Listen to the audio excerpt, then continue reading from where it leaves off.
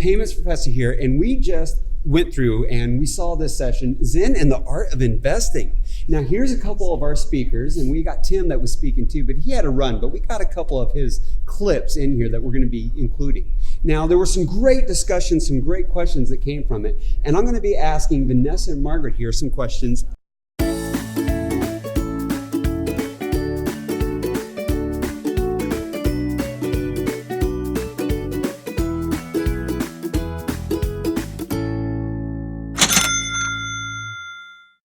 Why do you invest? Why do I invest? Because I want a return on my money. I don't want it to sit there and earn nothing. And it's more risky. It's not responsible, actually. You owe it to your company to protect that asset. Because if you're not responsibly managing the cash, that is risky in terms of foregoing a return that you could have had. Yeah, and I think when we talked about cash segmentation in our session too, if you don't have a plan with your cash, then it kind of creates more chaos, I think, with the whole process. Oh yeah, that's the other part I think is really important. Having a plan in the form of a cash forecast, or at least in terms of a perspective of what your cash portfolio should look like, what you want it to look like, and how do you measure and make sure that it comports with what your policy says and what your objections are.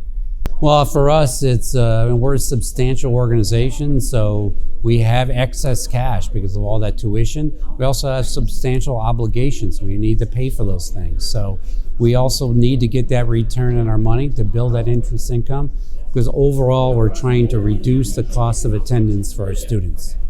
Do you formally complete an analysis of cash inflows and forecasts and balances during your investment process? So what really should be as part of that investment process? What should people be looking at? Well, I think it's a matter of really taking an assessment of your cash inflows and outflows. So we have some clients who will do that on a very high level, and we have some clients that can do it on a more granular level. And it really comes down just to your cash flow forecast and how robust is your cash flow forecast, how confident are you in your cash flow forecast, and that is going to determine how helpful that is to your investing process. And in addition to that, you have to take into consideration your company's unique needs. Are you a company that has a large amount of debt? Are you focused on making sure that you earn enough interest on your cash as much as possible, and also time the maturities of your cash investments so that you can pay down debt? Or do you have a long runway where you don't have a lot of maturities, but you still want to prudently manage that cash? And to Vanessa's point about the cash forecast, you can put in as much resources as you want into a cash forecast. So the more resources, the more precise it is, the more precise you can be with your investing. And it all depends on how much time and resources you have in order to really perform that action. That doesn't mean that if you don't have a lot of time that you can't do anything. You can still do a high-level forecast and have some level of return. For us, we have a very rigorous cash flow forecast process. We have guidelines that we publish out to the university. We've got our cash flow forecast we put out in probably about October, and we look at that thing every single month. So we get about 45 line items. It's crucial for us to have it as accurate and complete as possible. In fact, over the years, we've actually added some stuff and maybe took away some items, but that's probably our primary tool, along with our liquidity policy. So we want to make sure when there's some strange things, stress events hitting things, that we have sufficient liquidity to make sure that we're always paying our obligations on a timely basis. How often do you look at those investment policies? For us, it's a formal process. We do it each year. Since it's a board-approved policy, we present this to the Finance Committee of the Board of Trustees. So for us, it's formal, and every year we do it.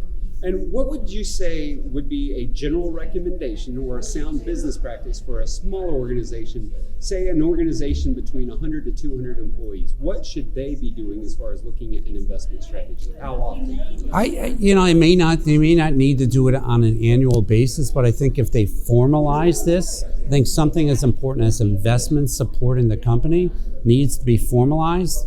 So even if it's 2 pages and it's got the sign off of the CEO, or if there's a board, I cannot stress enough to make it formalized because it's really important. And if you really mess that up, you can use that as the tool to make sure you're doing the right things for the organization. Well, I think despite an entity's size, a regular review is prudent. So whether a regular review to you means an annual review or a biannual review or every 3 years, I think some sort of periodic review is really important no matter the size of the company, because with a regular review, you're going to catch those things in the market that change. Like we talked about ratings and rating migrations. We talked about money market fund reform. We talked about the rate environment, how some asset classes since the financial crisis just has ceased to exist. And so you will catch these things if you have some sort of periodic review. Yeah, I think that's changing now too. I think it's even more important to review it perhaps more frequently than in the past, because our environment changes so much more now than it did before internet days.